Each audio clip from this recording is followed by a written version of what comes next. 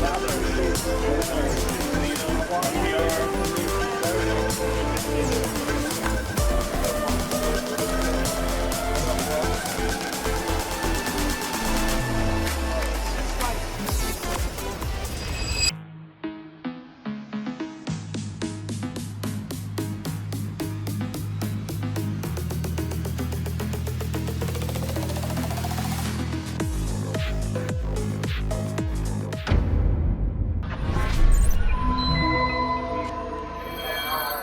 is up, my people? We are back with another episode of The Connected Podcast.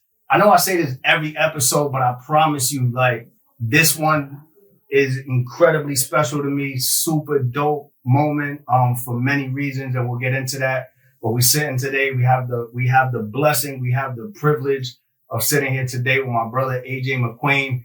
If you don't know his music, you're gonna know after watching this. You're gonna tap in. You're gonna feel it in your soul. Please give it up for my brother AJ McQueen. Brother, thank you so much. Thank you for being here. Brother. Thank you for your time, bro. Appreciate you, man. I appreciate you having me. Yeah. So listen, man. Talk to me. I don't want to take up too much of your time here, but you know, I myself resonated so deeply with your music because of your upbringing, right? I like to see. I think everybody does, but like the underdog story, you know what I'm saying? So back in St. Louis, I know that's where you're from, but coming up, at what point did you really say like, or when did you start making music to say like, I have a passion for this? Yeah, and I was making music as early as I can remember, but it wasn't really the music part that, like a lot of people start with the music, but it's really the writing. You know what I'm saying? Because a lot of us are writers, man. We just don't put emphasis on the writing. You know what I mean? Because it's hard to quantify a writing. You know what I'm saying? But I'm a writer. You know what I mean? So I started writing as well as I can remember. The music part came with a few mechanics. Me and the homies had started a little group in the hood, and we used to record. We used to have to have two radios. One to record on, put a tape in there, and put a record. And then play the beat on another one and rap in the speaker. You know what I mean? We literally had one mixtape. We passed it around the hood, and on that mixtape, we was kids, man. We was rapping about life. You know what I mean? But I've always had this deep sense of purpose, like even as a youth. You know what I mean? Like I've always just so even in the hood with everything, you know, being in the impoverished area, being in the food desert. You know what I'm saying? Being where gang violence, everything. I was at peace with just my ability to write and my ability to express myself. Many call it music, but I like to separate the two because they can live alone. You know what I mean? You could be the greatest writer, you could be the greatest expression, and you put that together and make music. So ever since I'm talking about like 6, 7, I've always had those pieces. So it's funny you say that you know, you've always had that. So, you know, I have a very similar background to your story. And I feel I struggled for a long time with imposter syndrome in different phases of my life, right? Like I was out in the street doing things that I didn't have to do. You know what I'm saying? I know there was people that did, but I didn't have to. I didn't come from, you know, broken family and nothing. Yeah, we was in the hood, but I didn't have to do the things that I was doing. Yeah. So at that time, you know, back, let's say 13, 14 years old for you at that time, did you feel like you were destined to do great things at that time still, and you were just kind of lost doing what you was doing? Or did you feel like you hadn't found that yet? You wasn't? Yeah, good question. I wouldn't say that I knew that I was going to do great things. But again, I've always been sure of myself. When I look back on my path, especially around that age, whenever I got off track, whenever I got off my demons, because I let people, I allowed people to confuse me of my surety of myself, even at a young age. Like some stuff you just know. Yeah. You know what I mean? Like you know. Yeah. You know, you let people make you think you don't know. And that's where the imposter syndrome, that's where the inferiority complex comes from, the Jonah complex, all these different complexes that we have. You know, in the Bible, it's the story of Jonah. You know, and God told Jonah to go to Nineveh and deliver a message. You know, and he was like, "Listen, I got you. Like, go do this." Jonah ran from that. You know what I mean? A lot of us know that story as the man that got ate by the whale. You know what I'm saying? But it was a story of, it's a complex of the fear of being responsible, because you fear you scared how great you might be. You know what I mean? So a lot of us are afraid of how great we might be, so we run from that. We're not running from people. We ain't running from the calling. No, you running from the responsibility of it, because you can't act like you don't know no more. So on my path, it's been because I allowed people to make me think I didn't know. And every time something happened, deep in myself, I'm like, I knew. I should have listened to me. I knew. You know what I'm saying? And as I evolved, that deep sense of always been God. It's God. But back 13, 14, whenever I got off my deans, because I literally allowed people to convince me, you know what I'm saying, that I didn't know what I was talking about, or I didn't know where I was supposed to go. And in the hood, it's as simple as, don't go in that room. Yeah. Don't get in the car there. Yeah. You know what I'm saying? Yeah. It's as simple as that. You know what I mean? Like, don't go over there. I've always had this thing in me, like, it's always like, sure myself. Now, that same assurity has carried me to where I'm at now, but there's times I waver with that, because you want to appease people, you want to be accepted. A surety don't get you accepted all the time. A lot of people think it's somebody that's not sure themselves don't get accepted. Nah, sometimes when you're sure, people don't want you around either, because you come with this sense of purpose. When you talk to a person, you're not cutting your eyes. When you walk in a room, your chest out, not because you feel like you're better than nobody, but you're just sure yourself. You know what I mean? And so that same surety, I've always had it, but whenever I've got off my dean, it's because I allow people, and that could be family, friends, that could be mom. Not that that's the intention. Yeah. You hear me? Our parents have us question ourselves because they feel like that's what keeps us safe. Or, when your loved one, how you question yourself because they want the peace of mind just like you have. So it's not the people's intentions, but these days I don't allow that. You know what I'm saying? I'm very sure of myself, and that's why the music sounds like that. So in this new, like you've mentioned many times, you've evolved. Like, do you feel that ever creep back in? Like, you know what I'm saying? Like, for me, I'm here in New York. There's certain areas that I just don't pull up to no more because it's like, what am I doing over there? But for you, with the music, does that kind of waver? Like, I was gangbanging at one time, so maybe I should be making drill music or whatever, as opposed to conscious mental health awareness type of music. Does that ever come into play? Nah. I mean, if anything, I've always I have people challenge me to tell a story in a different way. You know what I'm saying? But again, these days I'm very sure of me. And I'm not sure of it in some vain way. Like, nah, we talking about 10,000 hours, sure. You know what I mean? Like, I've been in the gym so much, I know this shot finna go in.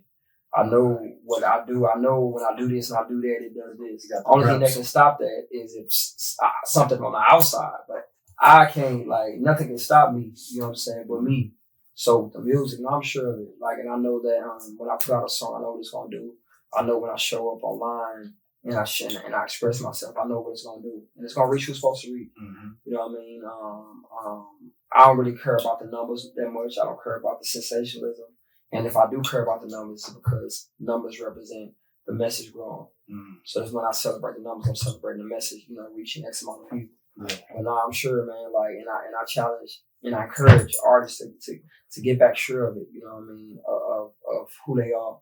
You know what I'm saying? And the gifts that you have, because it's not just the gift, but it's that confidence of it that translates. Now that's why the youth them love, you hear me?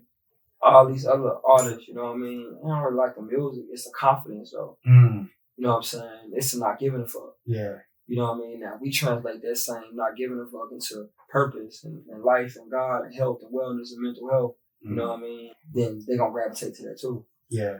You know what I mean? People gravitate to life. Yeah, I feel that. So do you feel like where your music is at right now was where you always intended it to be? Like you always wanted it to be this? Because I know there's a strong focus on kind of introspection for you, self-awareness.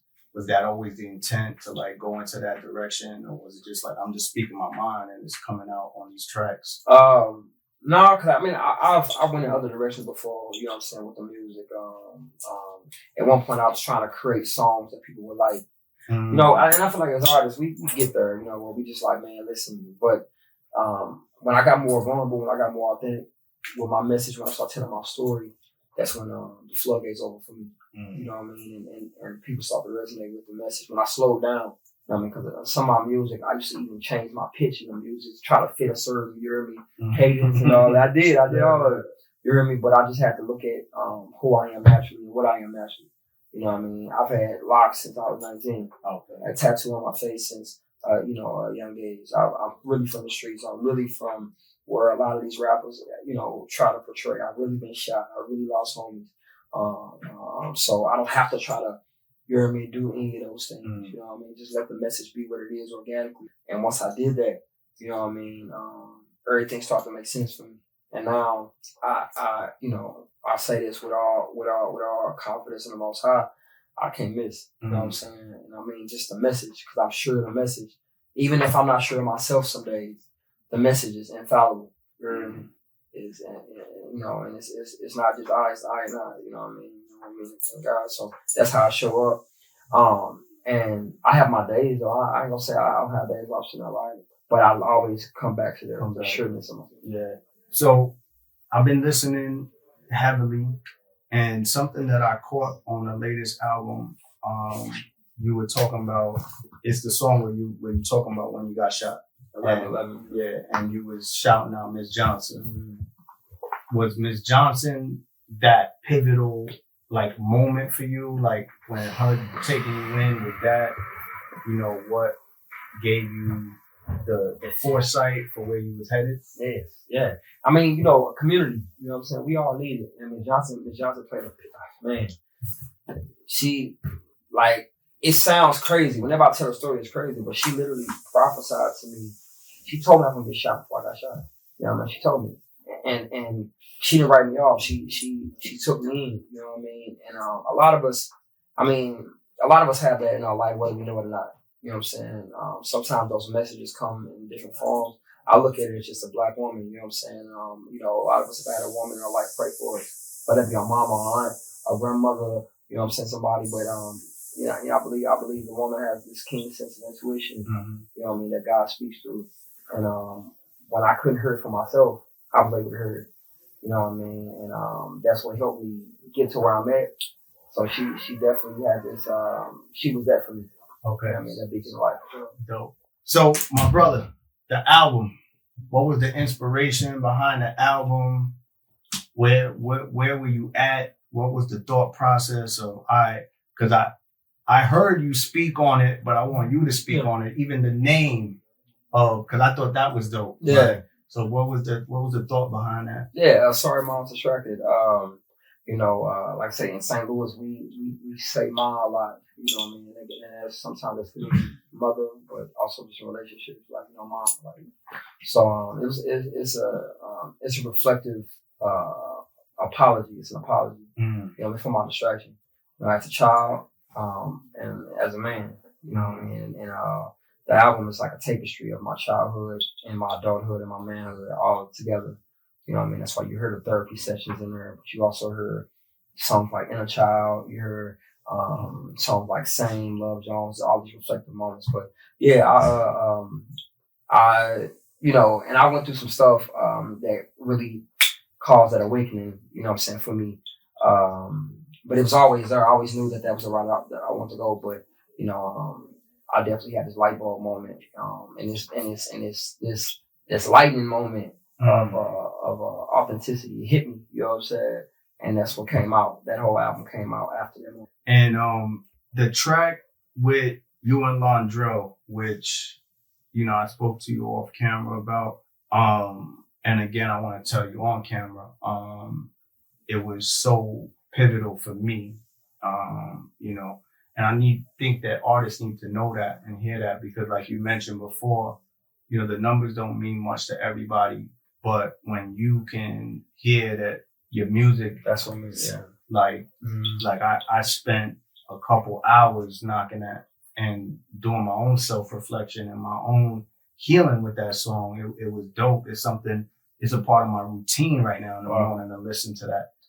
And Londrell being who he is. So how did that come together? To put that song. We was always talking about doing something, you know what I mean? And I had did the record, the Sit Yourself Down, and when I did it, and the bridge came, I was like, no, I need something deeper. I need something else. And then Landrell popped in my spirit, hit him. Well, like I said, we already talked about it. So, and then we just made that a classic. You know, Sit Yourself Down is literally taking over. Like it's an instant classic. And I believe that, you know, it's really causing people to sit down, talk to God. Just as simple as that. Sit yourself down, talk to God.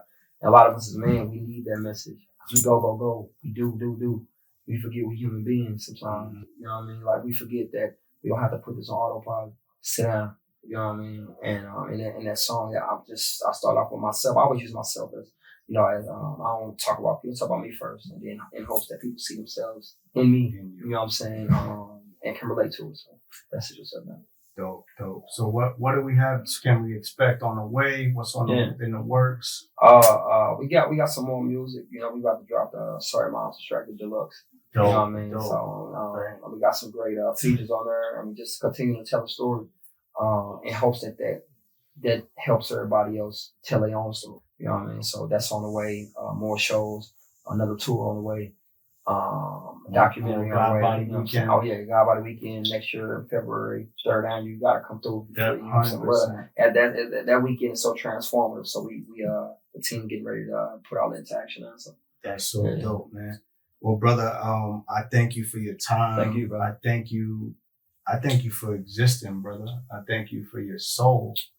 Likewise. And I thank you for the courage, you know what I'm saying? Because us as men, to have the courage to put out the music that you're putting out and the message that you're putting out and standing on it, that's huge. And it's reaching people that you wouldn't even imagine. And I appreciate you for that. And a big shout out to Chastity as well. You know, she's one of my best friends, and she put me on to your music, and you know what I'm saying, I can't thank her enough. Yeah. So my brother, thank you so much for your time, brother. Appreciate you, man. Thank you, bro.